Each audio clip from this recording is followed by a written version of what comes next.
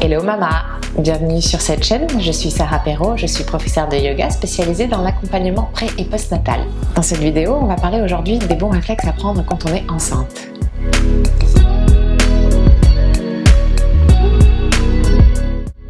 Si tu es au début de ta grossesse ou si tu n'as aucune douleur particulière, ce qui est génial, tu te dis peut-être que les postures qu'on va voir en suivant les bons réflexes n'ont pas forcément un grand intérêt, hein, ça ne va pas changer, révolutionner ta vie.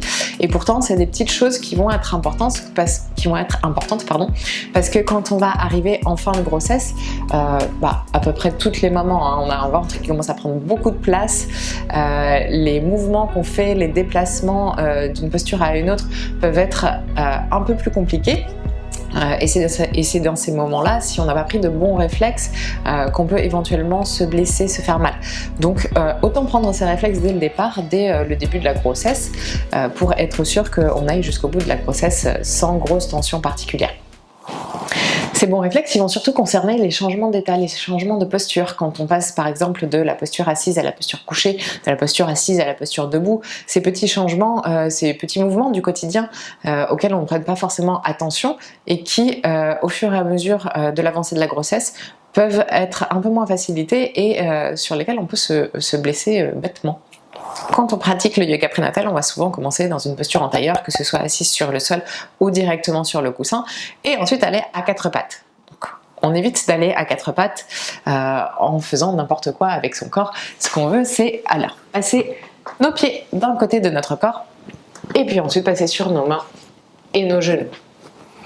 Donc, un petit réflexe tout bête, mais qui peut éviter de se coincer quelque chose dans le dos, hein, ou des douleurs au niveau des hanches. Quand on est assise, pour passer allongé, on va passer nos talons sur le côté, peu importe le côté, hein. Choisissez celui qui vous convient le mieux. Puis, telle une petite sirène, on va glisser sur le sol. Donc, on prend appui avec la main du dessus, la jambe du dessus se tend pour pouvoir faciliter la descente. Et on va s'allonger sur le côté. Si vous voulez rester ici, c'est plutôt confortable. Si vous voulez vous mettre sur le dos, hop, on va ramener les genoux et on va rouler. Amener les genoux vers le plafond et s'allonger sur le dos. On peut faire exactement la même chose quand on se couche sur notre lit, hein. Donc, on repousse. Quand on est assis sur le bord du lit, c'est la même chose. On s'assoit sur le bord du lit et puis on va glisser avec les pieds sur le côté, venir s'allonger et s'allonger complètement dans le lit.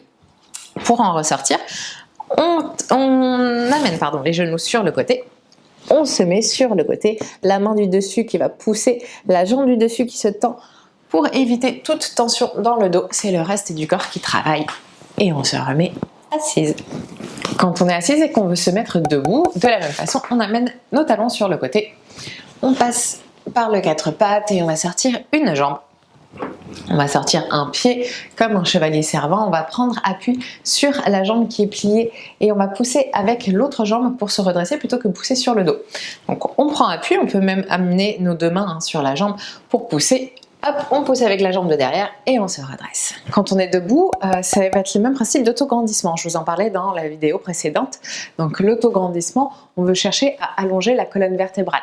Donc on évite d'être relâché, les épaules vers l'avant, de laisser avec le ventre qui commence à grandir pendant la grossesse, on évite de laisser le ventre partir vers l'avant et les lombaires se creuser.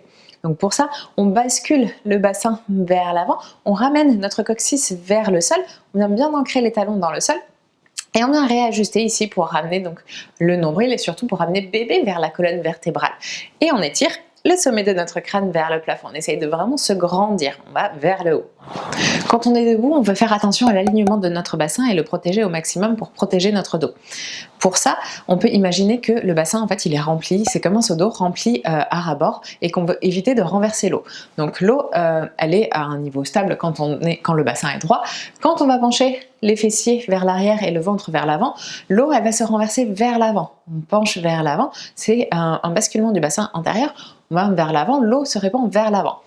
Hop, on réactifie en ramenant le coccyx vers le sol, en ramenant bébé contre la colonne vertébrale. Si au contraire on est un petit peu plus voûté, un petit peu plus relâché et qu'on a le bassin qui part, le coccyx qui part un peu trop vers l'avant et le bassin vers l'arrière, l'eau elle va se déverser par l'arrière.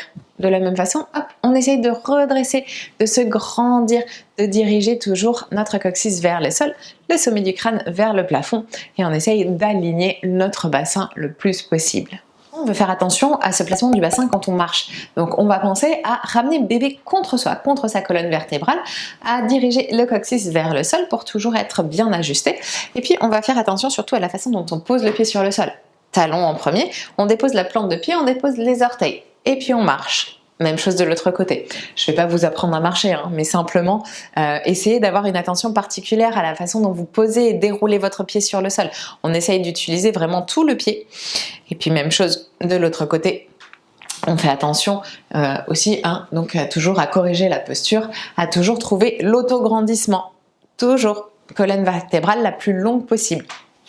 Et pour se remettre à genoux, de la même façon qu'on est monté, on va amener un pied vers l'avant, on va plier une jambe, on peut prendre appui toujours sur la jambe qui est devant, et puis on va ramener le deuxième genou et s'asseoir, soit sur nos talons, soit sur nos fessiers directement.